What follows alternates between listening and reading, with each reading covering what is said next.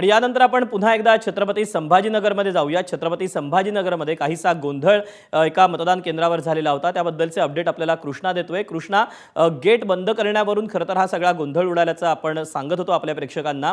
आता यामध्ये काय नेमकी पुढे अपडेट आली आहे?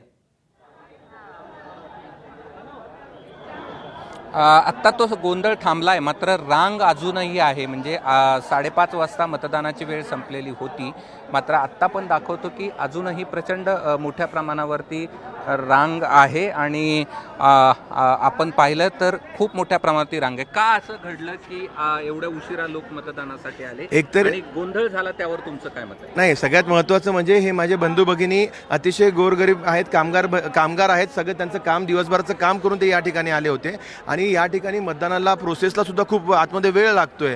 त्या 4 बटणं दाबायची असल्यामुळे थोडासा वेळ लागतोय आणि प्रशासन सुद्धा अतिशय ढिलाईने या ठिकाणी काम करतोय। मी आता निवडणूक अधिकाऱ्यांशी सुद्धा बोललो या संदर्भात की सगळ्यांचं मतदान झालं पाहिजे। ठीक आहे, पण उशिरा का आला तेवढ्या? माझी मुलगी दुसऱ्या गावून यायची होती लांबून, म्हणून मी उशिरा आले।